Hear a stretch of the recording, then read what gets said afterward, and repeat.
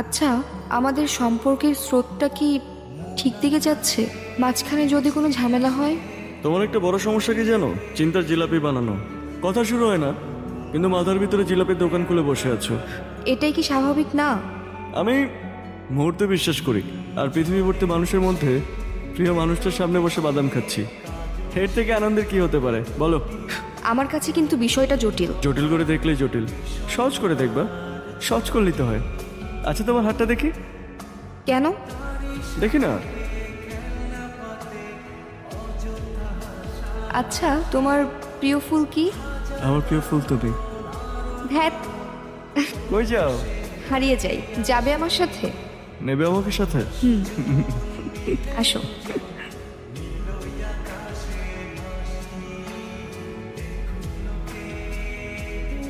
মা, কিছু বলবে?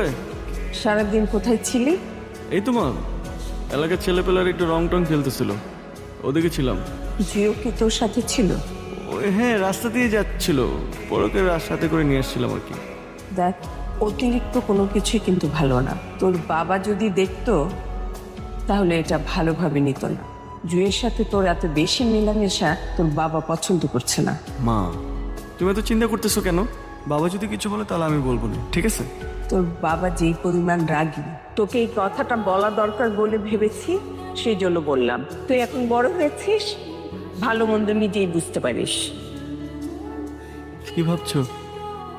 নিশ্চয়ই মাথার ভিতরে জিলাপির দোকান খুলে এক গাথা চিন্তা করতেছো। মায়া খুব ভয়ঙ্কর, তাই না? ভয়ঙ্কর, তবে ভয়ঙ্কর সুন্দর। মায়া না থাকলে মানুষের বেঁচে থাকার এত আয়োজন কখনোই হতো না। তাই মায়াটা ভীষণ প্রয়োজন। আর ভালোবাসা? ভালোবাসা অপরিহার্য বলতে পারো। ভালোবাসা মানুষকে মানুষ থেকে মানুষের মধ্যে দূরত্ব বাড়িয়ে দেয়, কিন্তু মায়ের সে দূরত্ব কমিয়ে আনে। তুমি আমাকে অনেক ভালোবাসো, তাই না? হ্যাঁ, বাসি। আমিও তোমাকে অনেক ভালোবাসি, কিন্তু কখনো যদি দূরত্ব হয়ে যায়? আমি কখনো দূরত্ব হতে দেব না, আই প্রমিস। হ্যাঁ। রহিম ভাই, ওয়ালাইকুম আসসালাম। আপনার একটা কথা বলতাম। কি কথা বলবেন বলেন? যে আপনার ছেলেরা আপনার বোনের মেয়ের সাথে যে অলওয়েজ ঘোরাফেরা করে এই রেস্টুরেন্ট সেই রেস্টুরেন্ট হুন্ডায় মানে কি এক কিচ্ছা কাহিনী, বুঝলাম না তো।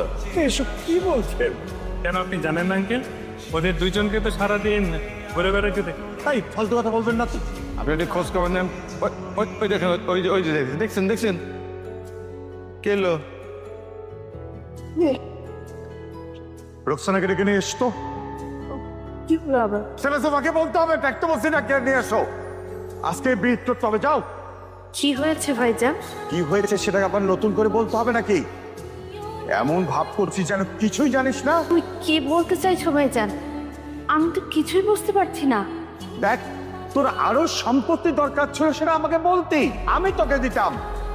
তাই বলে নিজের মেয়েকে আমার ছেলের গলায় ঝুলানোর ফন্দি করবি? ছি ছি ছি ছি ছি ছি, এটা আমি ভাবতে পারছি না।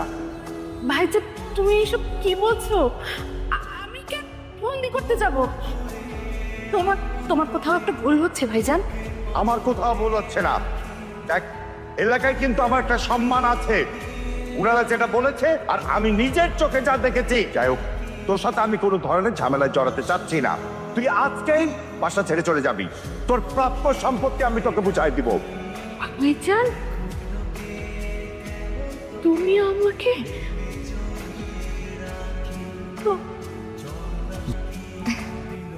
আসো। যাও।